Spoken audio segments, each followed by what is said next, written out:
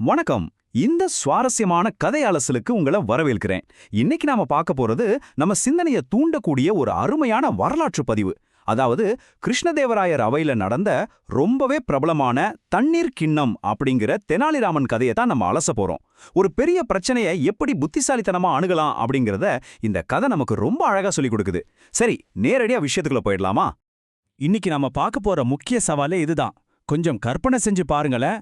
விளிம்பு வரைக்கும் ததும்ப ததும்ப நிரம்பின ஒரு தண்ணீர் கிண்ணம் உங்ககிட்ட கொடுக்கப்படுது. அதுலேருந்து ஒரு சொட்டு தண்ணீர் கூட சிந்தாம ஒரு பெரிய ராஜ்யத்தோட ஒரு முனையிலேருந்து மறுமுனைக்கு நீங்க அதை கொண்டு போகணும். நினைச்சு பார்க்கவே மலைப்பா இருக்குல்ல? இது நிஜமாவே சாத்தியமா? இந்த சவாலை நம்ம வரலாற்று நாயகன் எப்படி சுலபமா எதிர்கொண்டார் அப்படிங்கறத பார்க்கறதுக்கு முன்னாடி முதல்ல இந்த பிரச்சனை எப்படி ஆரம்பிச்சதுன்னு தெரிஞ்சுக்கலாம். பகுதி 1. வெற்றியின் விலை. விஜயநகர பேரரசர் கிருஷ்ணதேவராயர் நர்மதை நதிக்கரையில ஒரு முனிவரை சந்திக்கும் போதுதான் இந்த கதையே தொடங்குது. இது ஒரு மன்னரோட மனப்போராட்டத்தை ரொம்ப தெளிவாவே காட்டுது. ஒரு பக்கம் பாத்தீங்கன்னா மன்னரோட வெற்றிகள், அண்டை நாடுகளை எல்லாம் ஜெயிச்சதால அவருக்கு கிடைச்ச பெரும் பெயரும் புகழும். ஆனா இன்னொரு பக்கம் அதற்கான விலை, எண்ணற்ற உயிர்களை இழந்த சோகம். அது மட்டும் இல்லாம நாட்டுல ஏற்பட்ட மிகப்பெரிய நிதி நெருக்கடி. யோசிச்சு பாருங்க, தன்னோட வெற்றிகளை விட அதனால ஏற்பட்ட இந்த இழப்புகள் தான் அரசரை ரொம்பவே வாட்டுது. இந்த துயரத்திலிருந்து தன்னோட நாட்டை மீட்கணும், அதுக்காக தான் அவர் அந்த முனிவர்கிட்டே வழி கேட்கிறாரு. பகுதி 2. ஒரு சாத்தியமில்லாத புனிதப் பணி. இந்த இழப்புகளை எல்லாம் ஈடு செய்ய முனிவர் ஒரு மந்திர தீர்வை அரசருக்கு வழங்குறார். அந்த முனிவர் சொன்ன தீர்வு ரொம்பவே எளிமையானதுதான். 1. புனித நர்மதை நதிக்கு போகணும். 2. அங்க இருக்கிற தண்ணீரை ஒரு கிண்ணத்துல முழுமையா நிரப்பணும். 3. அந்த நதி நீரை விஜயநகரத்துக்கு பத்திரமா எடுத்துட்டு வரணும். 4. அந்த நீரை அரசாங்க கருவூலத்துல தெளிக்கணும். அப்படி செஞ்சா அளவற்ற செல்வம் பெருகும்னு முனிவர் சொல்றார். என்ன, கேட்கறதுக்கு ரொம்ப ஈஸியா இருக்குல்ல? ஆனா அங்கதான் ஒரு மிகப்பெரிய சிக்கலே இருந்துச்சு. முனிவர் போட்ட அந்த நிபந்தனை தான் கதையோட முழு திருப்பு முனையே. திரும்பி வர்ற வழியில ஒரு சொட்டு தண்ணீர் கூட எங்கேயுமே சிந்தக்கூடாது. ஆமாங்க, ஒரு சொட்டு சிந்துனா கூட பலன் கிடைக்காது. நர்மதை நதியிலிருந்து விஜயநகரத்துக்கு அவ்வளோ தூரம் பயணம் செஞ்சு ஒரு சொட்டு கூட சிந்தாம தண்ணீரை கொண்டு வர்றது அப்படிங்கிறது எவ்வளோ பெரிய சவால்னு நீங்களே யோசிச்சு பாருங்க. கதையோட விறுவிறுப்பே இங்கிருந்து ஆரம்பிக்குது. பகுதி 3. தெனாலிராமனை எழுப்புதல். இப்படி ஒரு கடினமான பணிக்காக அரசர் தன்னோட நம்பிக்கைக்குரிய தெனாலிராமனை தேர்ந்தெடுக்கிறார். அரசர் அவரை பார்க்க போகும்போது அவர் தூங்கிட்டு இருக்காரு. இப்படி ஒரு முக்கியமான வேலையா வந்திருக்கும் போது தூங்குறியேன்னு அரசர் கோவப்பட்டப்போ தெனாலி சொன்ன பதில கொஞ்சம் கேட்டு பாருங்க. எனக்கு எந்த பொறுப்பும் இல்லாதப்போ நான் தூங்குவேன். ஆனா நீங்க எனக்கு ஒரு பொறுப்பை கொடுத்துட்டீங்கன்னா என் கண்கள் ஒருபோதும் மூடாது. இது தெனாலியோட அந்த அசாத்தியமான தன்னம்பிக்கையும் வேலை மேல அவருக்கு இருக்கிற ஈடுபாட்டையும் அப்படியே காட்டுது. அவர் தூங்குறத பார்த்து கேலி செஞ்ச தளபதியோட வாயை இந்த ஒற்றை பதில் மொத்தமா அடைச்சிடுது. அரசர் முழு நம்பிக்கையோட அந்த தண்ணீர் கிண்ணத்தை தெனாலிகிட்ட ஒப்படைக்கிறாரு. பகுதி 4. தளபதியின் சதி. இப்போ அந்த பொறாம பிடிச்ச தளபதி தெனாலிய மாட்டிவிட ஒரு சூழ்ச்சி செய்றான். இந்த தளபதிய பாருங்களேன், அவன் வேணும்னே தெனாலியோட தேரை கற்கள் நிறைஞ்ச கரடு முரடான மேடு பள்ளமான பாதையில ரொம்ப வேகமா ஓட்டுறான். எப்படியாவது தேரை குலுக்கி தண்ணீரை சிந்த வச்சிரணுங்கிறது தான் அவனோட ஒரே நோக்கம்.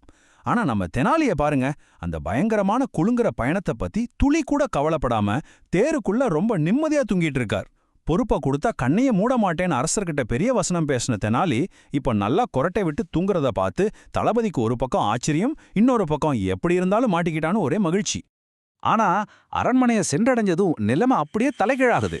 அரசர் ரொம்ப எதிர்பார்ப்போடு அங்க காத்துட்டு இருக்கிறாரு. ஆனா தேருக்குள்ள தெனாலிராமன் நல்லா தூங்கிட்டு இருக்கிறத பார்த்ததும் அரசருக்கு கோபம் தலைக்கேறிடுச்சு. இவ்ளோ பெரிய பொறுப்பை கொடுத்தும் இப்படி பொறுப்பில்லாம தூங்கிட்டானே, நிச்சயம் தண்ணீர் முழுவதையும் வழியிலேயே சிந்திருப்பான்னு நினைச்சு அரசர் ரொம்பவே வருத்தப்படுறாரு. இதனால நம்ம ராஜ்யத்தோட நல்ல காலமே முடிஞ்சிருச்சுன்னு அவர் கடுமையா கோவப்படுறாரு. பகுதி 5. தோல்பையின் தந்திரம். அரசரோட கோபமான வார்த்தைகளை கேட்டு தெனாலி எந்த ஒரு பதற்றமும் இல்லாம முழிச்சு எந்திரிக்கிறார். இப்போ ஒரு நிமிஷம் நீங்களே சிந்திச்சு பாருங்க. உங்களை நீங்களே கேட்டுக்கோங்க. ஒரு கரடு முரடான பாதையில அப்படி குலுங்குற தேருக்குள்ள, அதுவும் பயணம் முழுவதுமே அவர் தூங்கிட்டே வந்திருக்காரு. அப்படி இருந்தும் ஒரு சொட்டு தண்ணீர் கூட சிந்தாம தெனாலி எப்படி அந்த கிண்ணத்தை பாதுகாத்திருப்பார்? ஏதாவது யூகிக்க முடியுதா? இதோ அந்த புத்திசாலித்தனமான தீர்வு. இதுல ரொம்ப முக்கியமான விஷயம் என்னன்னா, தெனாலிராமன் அந்த பாதையோட நிலைமைய பத்தி கொஞ்சம் கூட கவலைப்படவே இல்ல. அதுக்கு பதிலா அவர் அந்த தண்ணீர் கிண்ணத்தை ஒரு வலுவான தோல் பைக்குள்ள வச்சு காத்து கூட போகாதபடி ரொம்ப இறுக்கமா கட்டிட்டாரு. கிண்ணம் மொத்தமா மூடி முத்திரையிடப்பட்டதால தேர அவங்க எவ்வளோ வேகமா ஓட்டினாலும், எத்தனை பள்ளங்கள்ல ஏறி இறங்கினாலும் சரி, ஒரு சொட்டு தண்ணீர் கூட சிந்த வாய்ப்பே இல்லாம போயிடுச்சு. பாத்தீங்களா, பிரச்சனைக்கு வெளியே தீர்வை தேடாம அந்த பிரச்சனையோட ஆணி வேறையா அவர் அறுத்தெறிஞ்சிட்டார். அதுதான் தெனாலிராமன். அந்த தண்ணீர் ரொம்ப பத்திரமா இருக்கிறத பார்த்ததும் அரசருக்கு கோபம் எல்லாம் விலகி தெனாலியோட இந்த அறிவாற்றலை பார்த்து வியந்து பாராட்டுறார். அவசரப்பட்டு தவறா பேசுனதுக்காக மன்னிப்பும் கேட்கிறார். அப்போ தெனாலி ரொம்ப நகைச்சுவையா ஒரு பதில் சொல்றார். எப்படியும் நாளோட முடிவுல நீங்க என்னை பாராட்டிடுவீங்க. இது நம்ம ராஜ்யத்துல இருக்கிற எல்லாருக்குமே நல்லா தெரியும். தயவு செஞ்சு இந்த வழக்கத்தை மட்டும் மாத்திக்காதீங்கன்னு சொல்றாரு. அரசருக்கும் தெனாலிக்கும் இடையில இருக்கிற அந்த அழகான புரிதல் மிக்க நட்பை இது அருமையா வெளிப்படுத்துதில்ல. பகுதி 6 வேலை செய்யும்போது வேலை செய். இப்போ இந்த கதையோட மையக் கருத்தை நாம பாப்போம். இதிலிருந்து நாம கத்துக்க வேண்டிய முக்கியமான பாடங்கள் இதுதான். 1. விளையாடும்போது முழுமையா விளையாடுங்க. 2. வேலை செய்யும்போது முழு கவனத்தோட வேலை செய்யுங்க. தெனாலிராமன் தன்னோட வேலைய முன்கூட்டியே ரொம்ப சரியா திட்டமிட்டு முடிச்சிட்டதால தான் அவரால பயணத்தின் போது ரொம்ப நிம்மதியா தூங்க முடிஞ்சது. 3. ஒருத்தர் எந்த பதற்றமும் இல்லாம ரொம்ப நிதானமா அமைதியா இருக்காருன்னா அவர் அந்த வேலைக்கு தயாரா இல்லைன்னு அர்த்தம் கிடையாது. ஒருவேளை அவர் ஏற்கனவே அதுக்கான சரியான தீர்வை கண்டுபிடிச்சிருக்கலாம். கடைசியா ஒரு விஷயம், வெறும் கடின உழைப்பை விட இந்த மாதிரி சாதுரியமான தீர்வுகள் தான் உங்களுக்கு எல்லாரோட மரியாதையும் தேடித்தரும். இறுதியா உங்களுக்கான ஒரு சிந்தனையை தூண்டுற கேள்வி. உங்களோட அன்றாட வாழ்க்கையில, அலுவலகத்துல அல்லது தொழில்ல அடுத்த முறை உங்ககிட்ட சாத்தியமே இல்லாத ஒரு வேலை கொடுக்கப்படும் போது நீங்க என்ன செய்வீங்க? பயணிக்க வேண்டிய அந்த கரடுமுரடான பாதையை பத்தி நினைச்சு வீணா கவலைப்படுவீங்களா? அல்லது அந்த பிரச்சனையை ரொம்ப சுலபமா கையாளக்கூடிய ஒரு சிறந்த தோல்பையை தேடுவீங்களா? சிந்திச்சு பாருங்க. எப்பவுமே புத்திசாலித்தனமா செயல்படுங்க.